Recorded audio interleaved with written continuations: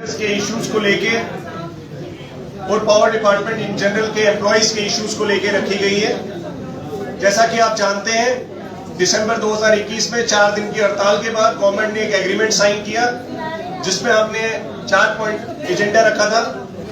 Filling up of the vacancies, regularisation और salaries, जिसमें से कि एक भी इश्यू जो है आज रिजॉल्व नहीं हुआ है और 750 वैकेंसी जो है इंजीनियरिंग कैडर्स में सिर्फ खाली है।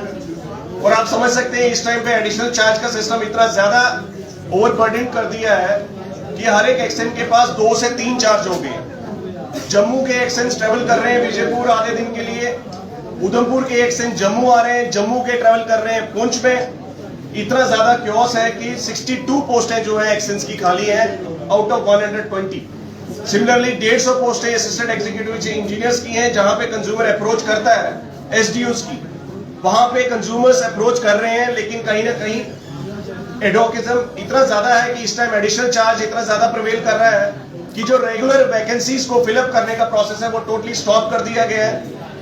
पिछले 7 महीने से हम अप्रोच कर रहे हैं हर एक डेमोक्रेटिक तरीके से, माननीय राज्यपाल जी को भी, चीफ सेक्रेटरी साहब को भी, और पिछले 7 महीने से जो हमारी फाइल है AW2 एक्सचेंज की जो कि मेजर डिवीजन होल्ड करते हैं, वो सभी अभी फाइल जो है ठंडे बस्ते में डाल दी गई।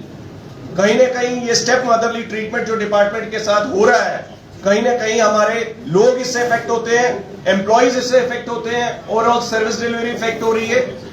हम चीफ सेक्रेटरी साहब से यही पूछना चाहते हैं और बोलना चाहते हैं कि जब आप कह रहे हैं कि 7 दिन में फाइलें क्लियर होनी चाहिए, तो 7 महीने में फाइल क्लियर नहीं हो रही है, तो ये कौन सी ऐसी नई जो पॉलिसी है वो अडॉप्ट की जा रही है? क्या ये कहीं ना कहीं एक तरीका है कि जेईस को भी रिक्रूट नहीं किया जाए? 350 वैकेंसीज होने के बावजूद 8 साल से रिक्रूटमेंट नहीं हो रही है और हमारा जो इंजीनियर रिक्रूट होना चाहिए था वो अभी तक रिक्रूट नहीं हुआ है।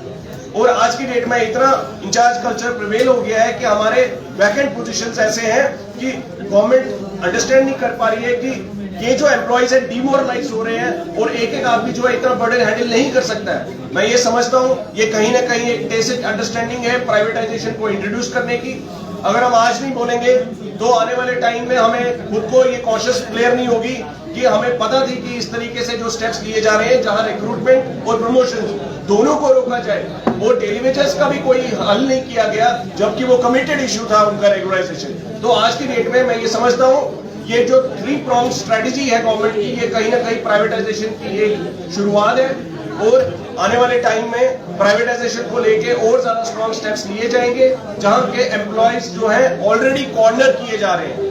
जब आप एक चीफ इंजीनियर के पास 3 चार्ज हो गए, आप यकीन नहीं मानेंगे इस टाइम पे कश्मीर में आज कल एक चीफ इंजीनियर एससी रिटायर हो रहे हैं जिनके पास 2 एससी का चार्ज था, 1 चीफ इंजीनियर का और एमडी का भी।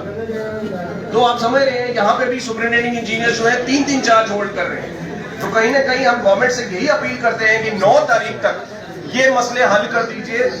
जो एलिजिबल लोग हैं उनको अपनी जगह पहुंचाइए, उनको प्रमोट कीजिए, रिक्रूटमेंट कीजिए, नहीं तो 9 तारीख को हमारा एक प्लान ऑफ एक्शन डिसाइड हो चुका है।